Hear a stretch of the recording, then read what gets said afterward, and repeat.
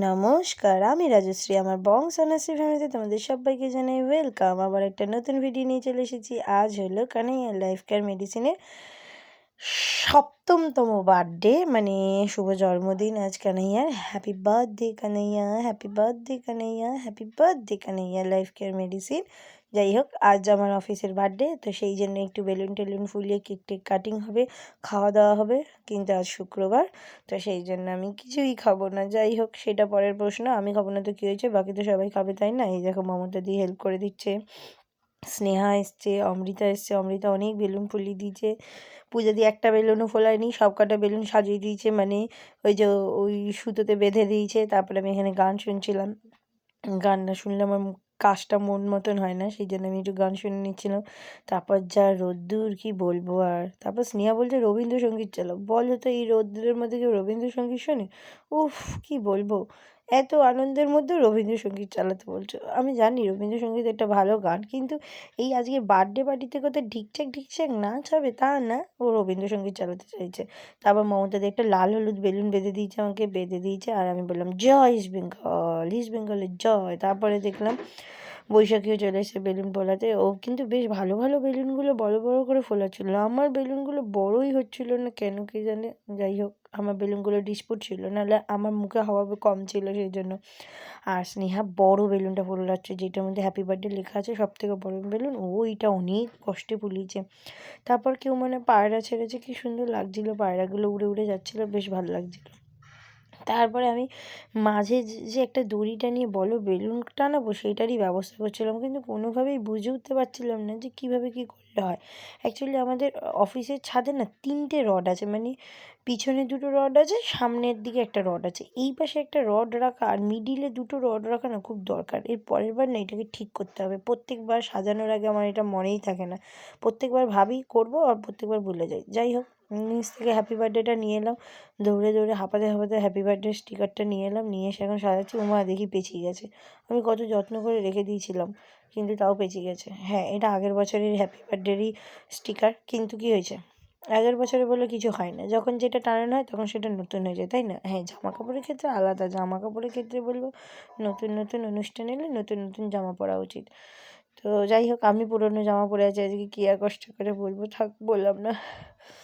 কিন্তু আমার খুব ঠান্ডা লেগেছে, আমার শরীর একদম ভালো নেই, একদম ভালো নেই। তাও আমি ভয়েস ওভার দিচ্ছি। আমি যখন এগুলো ভয়েস ওভার দিচ্ছি তখন আমার শরীর ভালো নেই, কিন্তু আমি যখন এগুলো করেছিলাম তখন আমি একদম দিব্যি ফিটফাট ছিলাম, ঢিকচাং ঢিকচাং করে নাচছিলাম।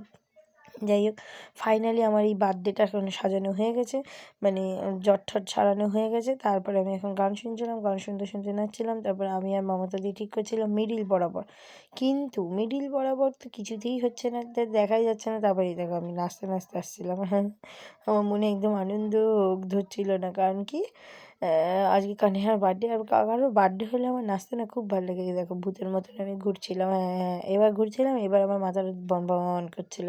ও কী বলবো, আর কিছু বলার নেই। আমার মানে আমার মতন পাগল কেউ নেই। আর ওপরে না প্রচুর হাওয়া দিচ্ছে, প্রচুর হাওয়া দিচ্ছে আজকে।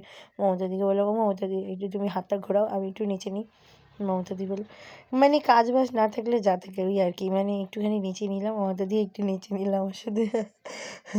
তারপরে আমরা নিচে চলে গেলাম। নিচে এসে দেখি কত পিৎজা এসছে, সব ভেজ পিৎজা, একটাও চিকেন পিৎজা নেই, অন্য কোনো নন ভেজ পিৎজা নেই, সব ভেজ পিৎজা। ভেজ পিৎজা বলে কিছু হয় না, পিৎজা সবসময় নন ভেজই হয়। যাই হোক, তারপরে পিৎজাগুলোকে দেখে চলে এলাম আমি আর রাজেশদা মিষ্টি খেতে। তো ঠাকুরের জন্য মোয়া নিয়েছিলাম, কিন্তু রাজেশদা আমাকে একটা বেকড রসগোল্লা আর গজা খাইয়েছিল, নিজেও খাচ্ছিল, আমাকেও খাইয়েছিল। আমি আর রাজেশদা বেরোবো আর মিষ্টির দোকানে যাবো, খাবো না তা হয়? শুক্রবার বলে মিষ্টি খেয়েছিলাম, আবার নিয়তে এসেছিলাম কেকটা নিতে। এই দেখুন কেকটা কি সুন্দর। এইটা না, এটা না, এটা অন্য কারোর কেক। হে হে হে হে, কী মজা কী মজা। আমাদের কেকটা দাঁড়াও নাবছে, এই দেখো কত বড় কেক, আর এই দেখো চকলেট ফ্লেভার, কিন্তু আমি খেতে পারবো না, আমার কী কষ্ট। এমনি আমি চকলেট ফ্লেভার কেক পছন্দ করি না, চকলেট ফ্লেভারটা আমার খুব একটা পছন্দ না, আমার অরেঞ্জ ফ্লেভার পছন্দ। তারপরে এত বড় কেকটা কী করে নিয়ে যাবো, আমরা দুজনে খুব দ্বিধায়, মানে দুবিধায় পড়েছিলাম আর কি। তারপরে ফাইনালি একটা টোটো দেখে রাজেশদা বললো একটা টোটো রাখ, টোটো রেখে তারপরে দুজনে মিলে কেকটা নিয়ে গেলাম।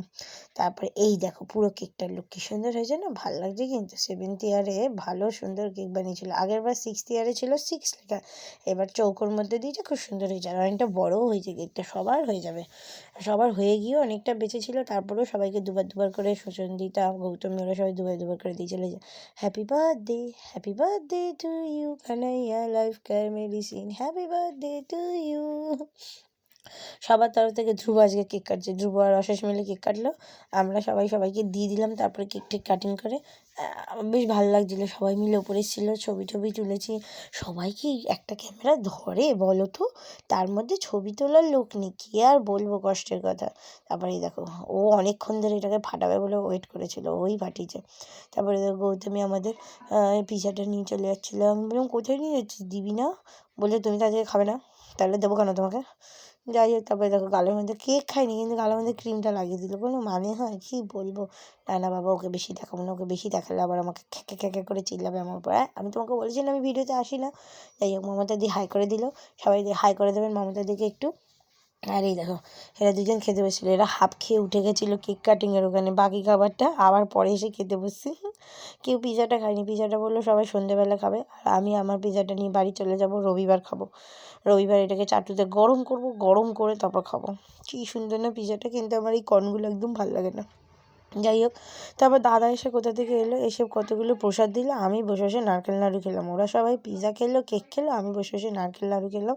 তারপর পায়েল ঠাকুরকে যে মোয়াগুলো দেওয়া হয়েছিলো প্রসাদ হিসাবে, সেই প্রসাদগুলো নামিয়ে এনেছিলো, সেখান থেকে এই একটা মোয়া আমি একা বসে বসে খেয়েছি, কাউকে দিইনি।